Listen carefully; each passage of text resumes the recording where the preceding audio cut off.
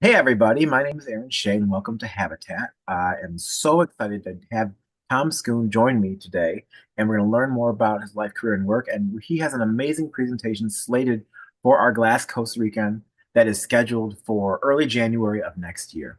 If you're watching us on the replay on YouTube, please like, subscribe, hit this bell, and then share this video with anybody who loves art, because we love to get the word out about the glass that we offer here at Habitat and the artists in our Habitat family. So I'm going to take over your screen real quick, and we're going to talk about some Glass Coast Weekend along with Tom's events. So if you watch these Zooms every Saturday, we have a link on our website so you can join us and find the links if you don't get the email if you can't find it. They're under the Zoom button. You can see this little hamburger thing right here. Click that, click Zoom. It's also on a Zoom button on top, and you can RSVP that way. Um, so save the date. We're talking about Glass Coast Weekend. It's coming up next month. It's crazy. Time is flying. Where did 2024 go? And we're so excited for this event. We have over 30 artists attending. We have clients signing up left and right. Everybody's going to be down there. It's going to be like being together for SOFA, seeing everybody in the Glass Art family and participating in the event. Make sure you sign up to be a VIP. We're going to be visiting the Ringling Museum. We're going to be at the Ringling College, have a big, huge glass display of over 150 works.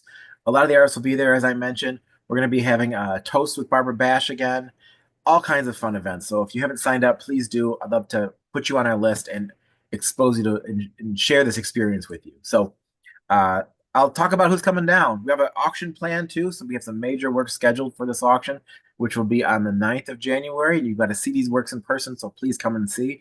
It's about 44 pieces of art, and there are some impressive pieces in this auction. Who's coming down? I was talking about artists: Dan Alexander, Martin Blank, Jen Blazina, blah blah blah blah blah blah, and Tom. Tom, who's joining us today, is going to be there down there with us as well for Glass Coast Weekend to talk about, and we're going to talk about his presentation here in a moment. So I'm going to go ahead and switch over to a different PowerPoint because I know that Tom is wanting me to run the slideshow today. So let me find it real quick. Oh, hey everybody, Aaron Shea here. This is Aaron Shea later. Due to some technical problems, we had to stop the live Zoom and pre-record the Zoom with Thomas Scoon. So there was a slight delay between his dialogue and the slides. So we did the best job we could to put this together for you to enjoy. An amazing presentation. Enjoy it now.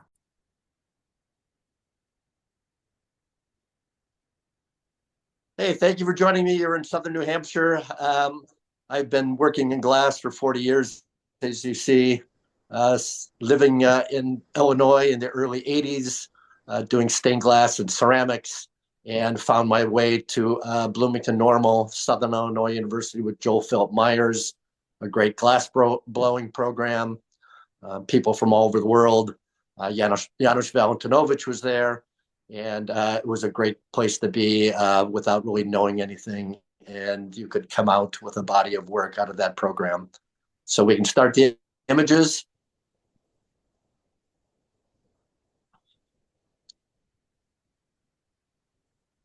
So it was making these zoomorphic figures, animalistic forms, pulling them, which led into these two figurative pieces that will come up next.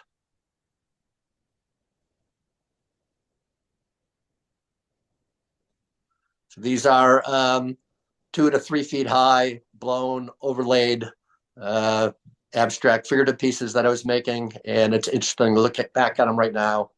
It's not much different than I'm doing now, making abstract figures, grouping them and making relationships, which led into these fetish figures. The blown tube is still there, adding cast glass, sand casting, additional features, heads, arms, then making these forms here.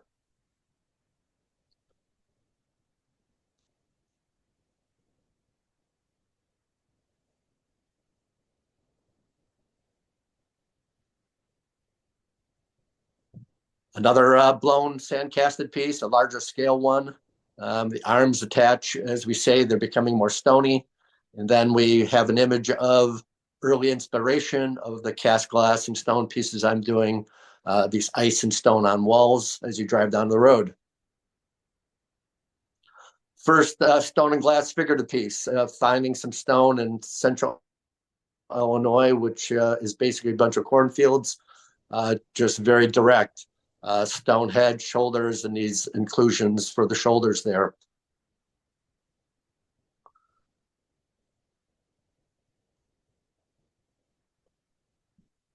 which then helps lead into the component system that I've developed, the sentinel piece, granite and glass pedestal with a small figure on it. So using a lot of limestone at this point in Illinois. Making these heads, obviously, this is where you learn is less is more than Mr. Potato Head. Having these features glued on, and you really realize that you don't need all this. Moving into more mixed media, so straw, cast glass, these figures emerging out of these straw forms, totemic pieces that I was making.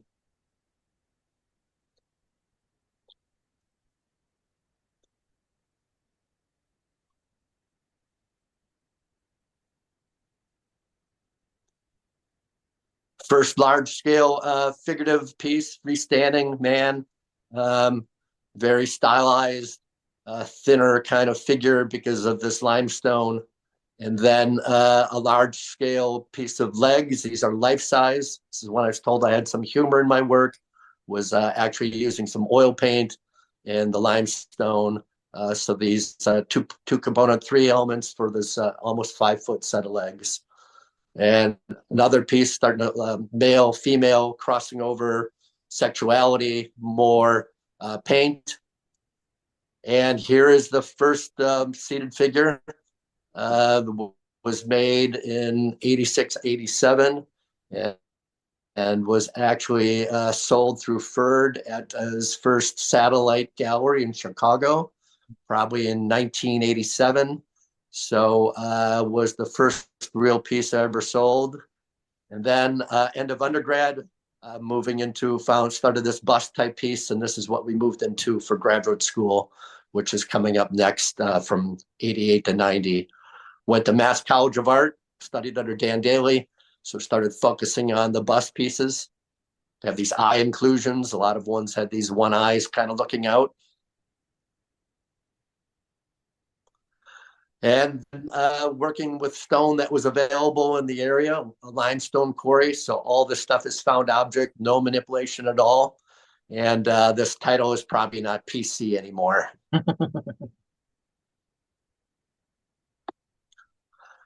So we got the limestone, black granite, slate, large scale up to 6 feet high, starting to make these relationships that are happening between different colors of stone, and all found objects still.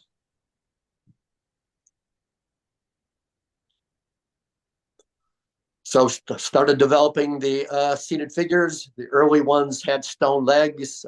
There's a pair that were mixed color between a granite and limestone, and starting to set up these relationships between these seated figures.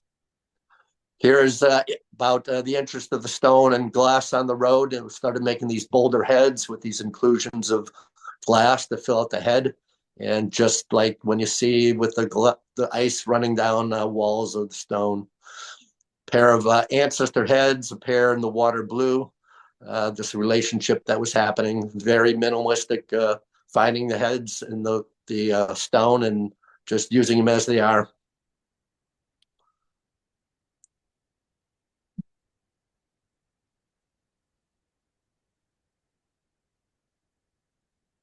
These transitioned into these stacked heads. Each one of these is a head, but then they became a figure.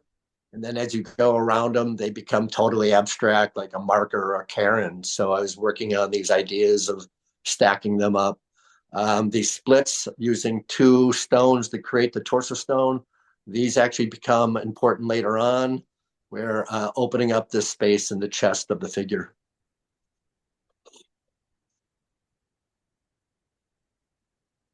I've always worked on the wall. So while I was making sculpture, I'm making wall relief sculpture. So these torsos always figurative.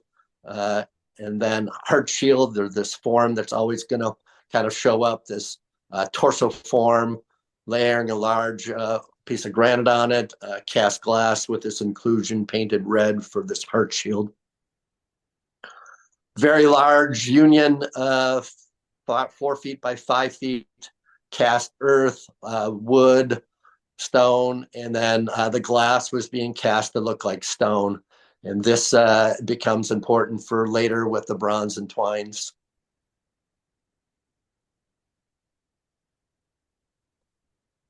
So here we are now in 1996, find an amazing piece of property. Prior to this, I rented a studio in Rhode Island from 91 to 96, where I started building a studio, getting into galleries, being represented by Ferd and Habatat then.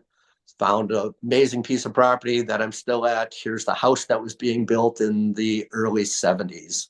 I have a couple acres of land. And from this point on, I've never had a job and made my work exclusively off of sculpture. Beginning of the property, we have this great little greenhouse we've built. Next building.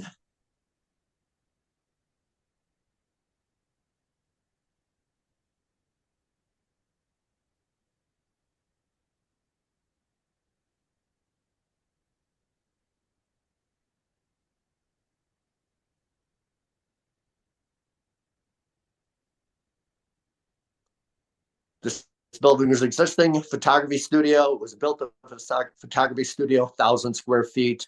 It still is my photography studio, but now water and septic system has been ran to it that I put in, and there's a whole apartment here. So when I'm 80 years old and can't get up my stairs of my timber frame, this is probably where I'll be living. It still is my photo studio. So set up pieces, 14-foot ceilings, 1,000 square. And then here's the house that was existing when I bought it.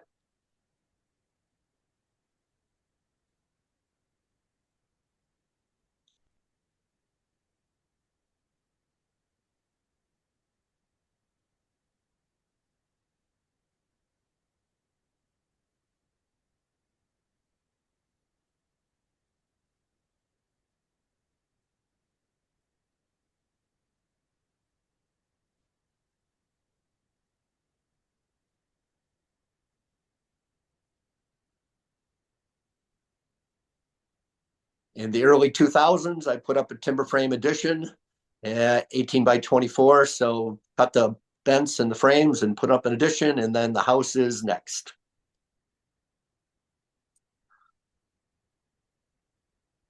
And this is where I live now. So all these buildings are about 100 feet from herself, and then my studio is next.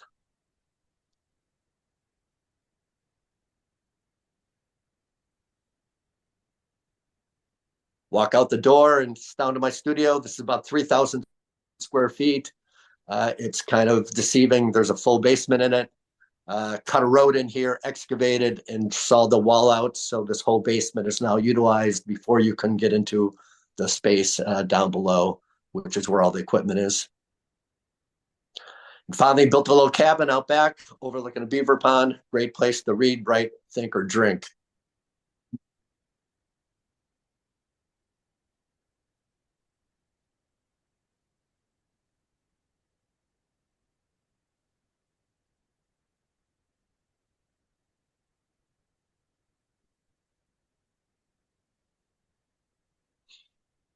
So back to the wall, I was making these within. They're almost kind of like the idea of a stone painting or cave paintings.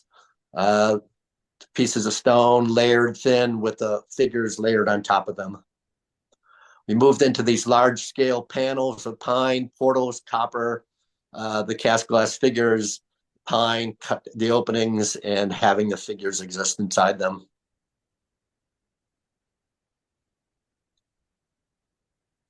Here's a detail of one. This is probably about 3 feet by 4 feet, the large piece of pine, granite base, copper. Became interested in night photography, started doing a bunch of photography, long-term exposure during the winter.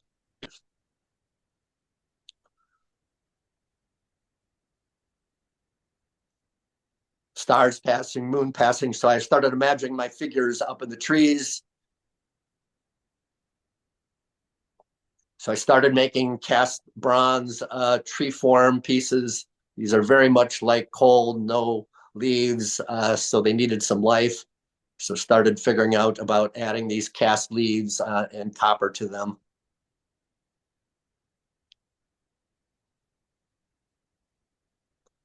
So starting to develop, adding the leaves, giving some life to them. Definitely more involved now. Relationships, family lineages with trees, and here's a fully realized one. The relationship ended up going into bees and beekeepers, actual beehives, and making these lampwork bees added to them.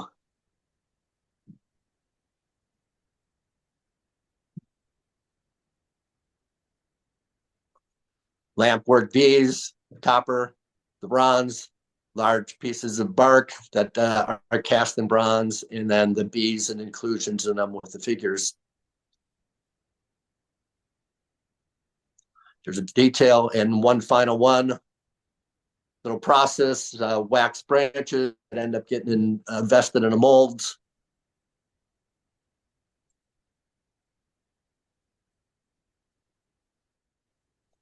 Bronze molds, they're invested in, get steamed out, go in a kiln.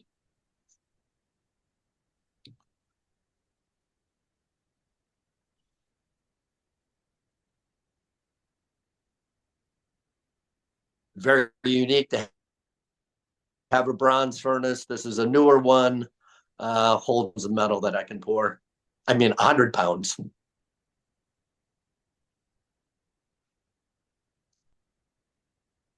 This is the earlier furnace. Pull out the crucible, 2000 degrees, hot bronze in the pouring shank.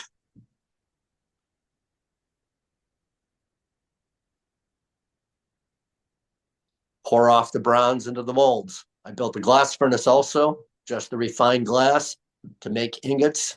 So would throw 300 or 400 pounds in the furnace, melt it, and make ingots out of it, and also hot cast. So here are the pieces before the furnace. You see the glass is more opaque, and then the pieces after the furnace.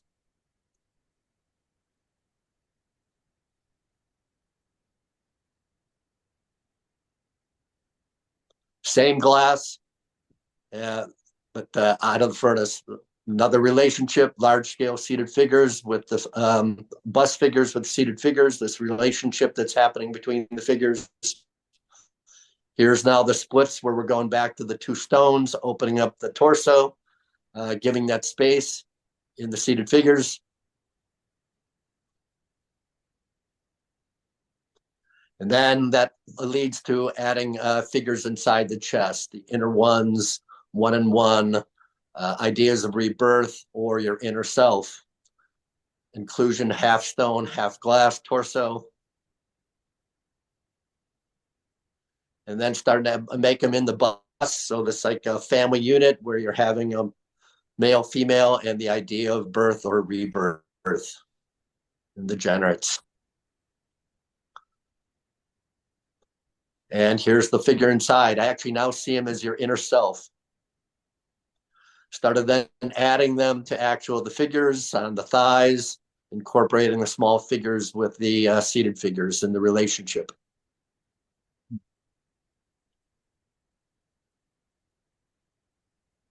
And then started pinning them to the torso or adding, layering them in other ways. So we have another relationship and a figure pinned to the chest on the right figure.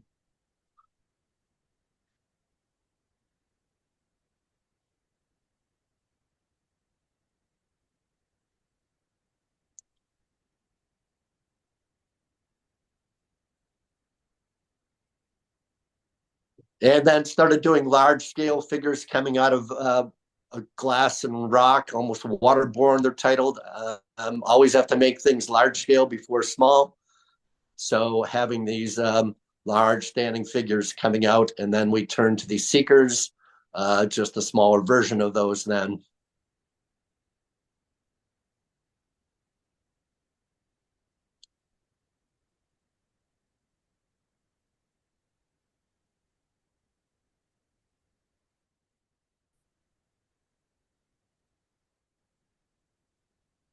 Then started making the seated figures in smaller versions, so these reflections that are on the ocean boulders. So a more intimate version of the seated figures, and then bringing them on the wall with the bronze elements. And then emergence is a piece that really it's growing around. It's kind of enveloping it. The idea of the trees, protection, food, that in the family lineage.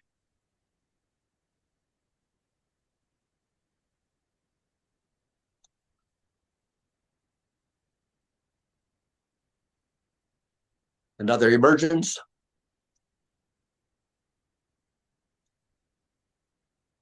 Then started making some vessel voyagers, a journey of life with two people. The colors right now, working in a gold, large group of auroras.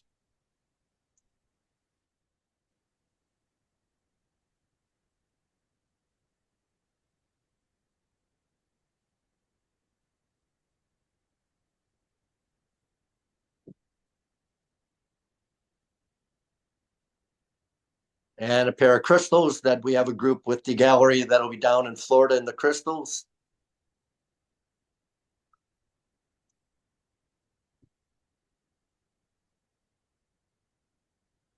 And a large group of aqua companions, this whole relationship, generations, ideas of lineages, families, a whole grouping that sets up a dialogue of my work that creates a relationship between the pieces, and I'm hoping the viewer also. Thank you. Hi, everybody. I'd like to thank Tom Scoon for joining us today. We had some technical problems, but we got through it and had a chance to learn about his life, career, and work. What an impressive collection of works he's made over his entire career to lead to the work he's creating now. So thank you, Tom, for joining us today. And I hope everybody enjoyed that. So I'm going to talk a little bit about the work he's going to have down at the Glass Coast weekend. You can see we're going to have a few different series of his ranging in scale and size. Dialogue, these are 4 figures we'll have on display, each one about 36 inches tall. Next, companions, which is we'll have one piece because one of these pieces is at the Fort Wayne Museum of Art, in which they have our award show going on right now. We'll have the piece on the right, I believe, with us down in Florida. The largest scale work, which is the full seated figures, 2 will be on display in Florida. This is an incredible display of the granite and glass, showing off his technique he's mastered over the decades he's been working with the medium. And then the piece that just arrived is Atlantis, almost 50 inches tall. Another substantial work by the artist. We're honored to have Tom down in Florida with us. So there's going to be a video played after this, so make sure you have a chance to watch that a little bit more in depth about his career and work. We'll skip through that video. You'll see it in a second. And then join us for the Glass Coast weekend down in Sarasota, Florida. It's January 9th through the 12th. It's only $2.99 per couple. Lots to see down there. Gallery tours. You'll see the exhibition first, the Glass Art Fair. We'll be touring the Ringling College's Barbara Bass show, the Ringling Museum, going to the Imagine Museum, going to see some home tours, demonstrations, everything. It's quite the experience. Please join us and sign up for that today. Contact me. I'll send you the program. So here's my details for contact. Thank you for joining me today. I hope to see you next week, and then also down in Florida for the Glass Coast weekend. Have a great weekend, everybody. Bye-bye.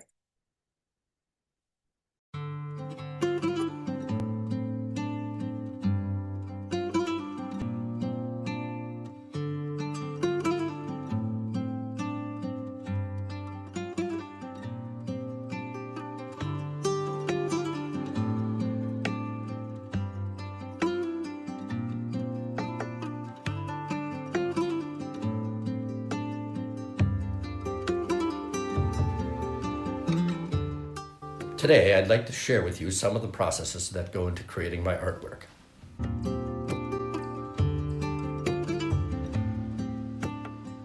What I do is I go to quarries in New Hampshire and I'll look for stones that speak to me. Stones that have a certain shape, size, tapering of form to them, a cleft of a chin that I can pull out a torso stone or the shape of a head out of these stones. I'll bring them to my studio and I'll saw out a torso stone. The main focus of my work while creating my figure sculptures is a continuity between the stone and glass parts.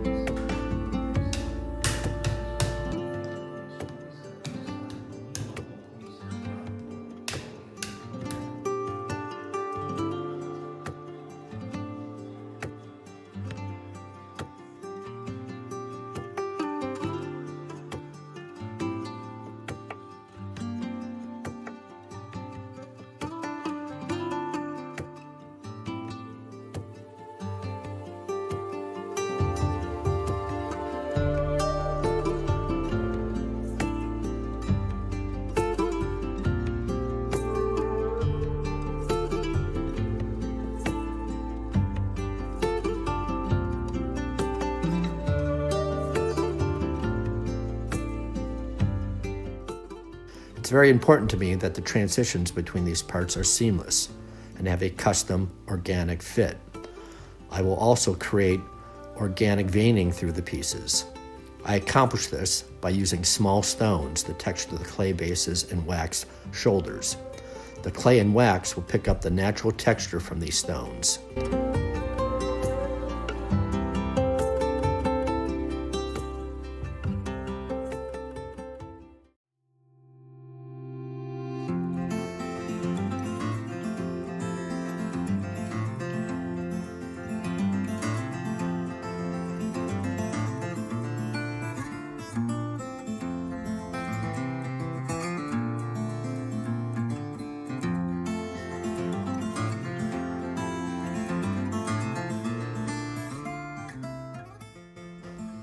Once textured, the clay and waxed parts are then invested in a mold.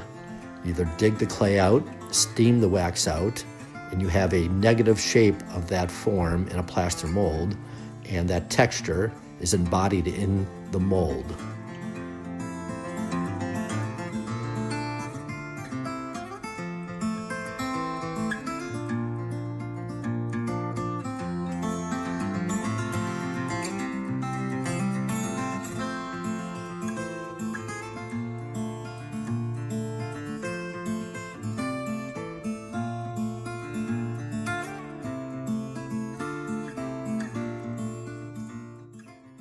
The molds are then loaded in a kiln and glass is added. The kiln is fired at 1650 degrees to melt the glass.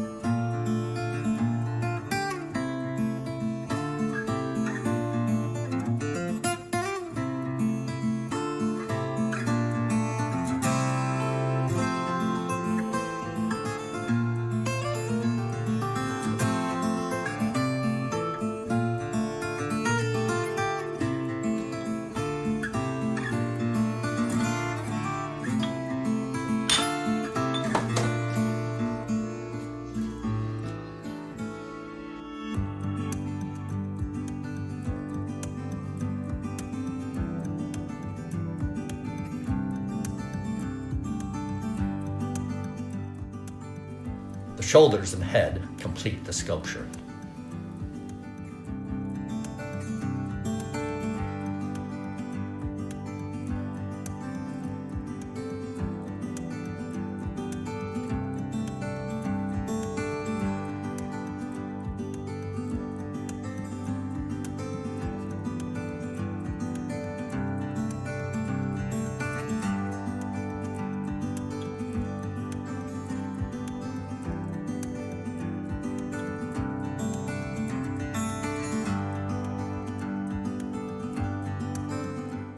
My abstract figurative pieces are one of a kind, since each stone is unique, embodying its own characteristics and gestures.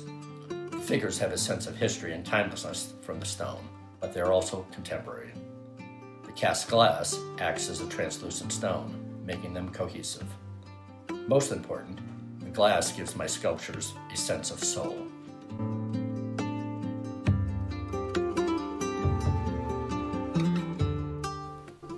When the pieces are paired or grouped, interpersonal relationships are formed. Conversations occur between them, and I hope with the viewer also.